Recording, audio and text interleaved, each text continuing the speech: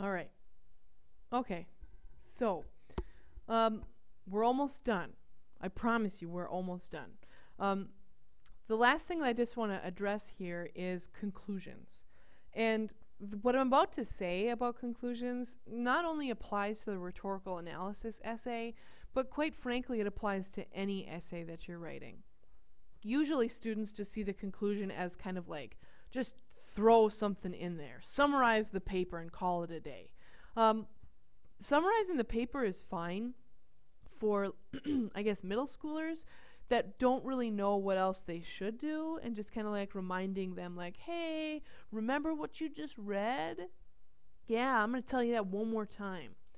And I guess that's not wrong, but it most certainly isn't a college level conclusion. You should kind of give the idea of like what you did discuss, but any conclusion worth its salt is going to kind of give an indication as to why the reader just spent his or her time reading the essay. Like, what did the reader have to gain from the essay? That once I put your essay down, the first words out of my mouth should be, well, that was worth my time. Like, and not being sarcastic, saying that I honestly, that was a legitimate thing for me to read. Because, I mean, I am forced to read your essays. I mean, I say the word forced, but I really mean like, I that's my job, right? And on the exam, people are going to read your essay. That's, again, they are paid to do that. But when you conclude a college essay, when you conclude a grant for more money to support your job, like when you're employed as an adult, when you're writing a memo to or if you're writing a loan document to your employer, that at the end it needs to have some type of understanding of why this is relevant to look at.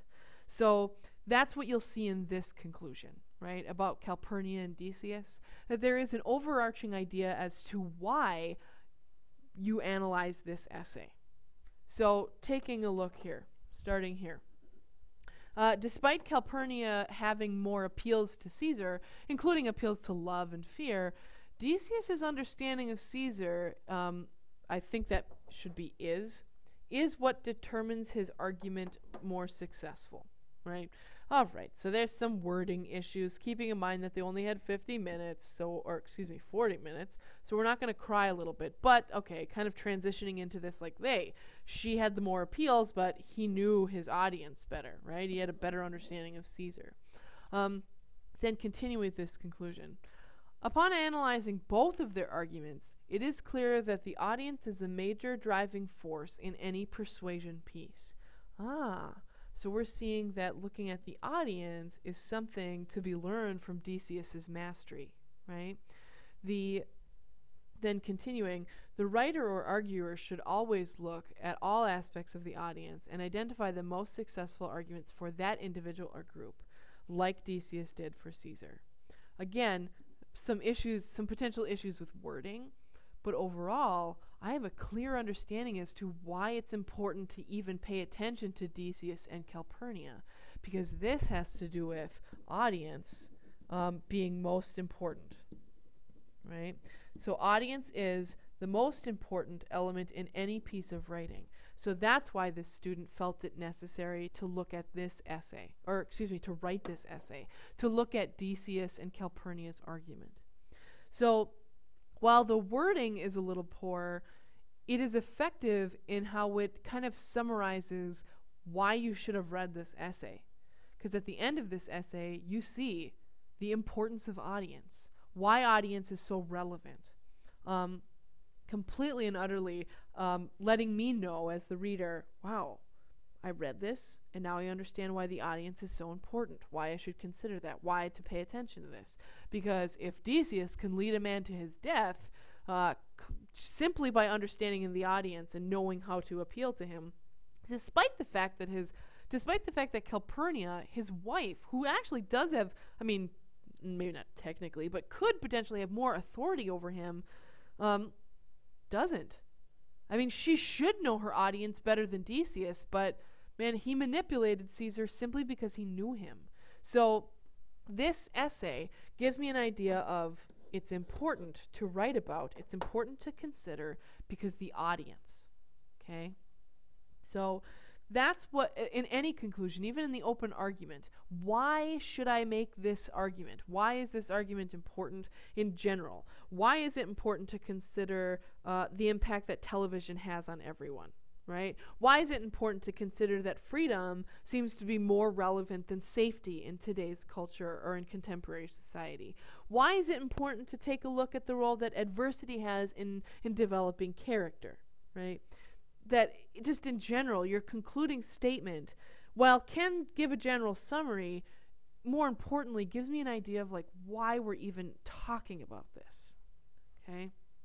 So, to kind of summarize what you've seen throughout these rhetorical analysis, 5 things to keep in mind.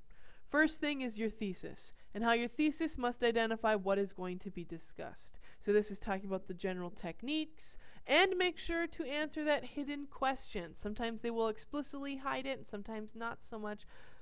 Like we saw in those the two prompts. What is the purpose? What is the audience? These are the 2 very, very, very, very, very important elements. Then then you've got to make sure that you've got your topic sentences. Absolutely no different than what you've seen before. This time, just make sure that you're making a claim about the technique that's being used.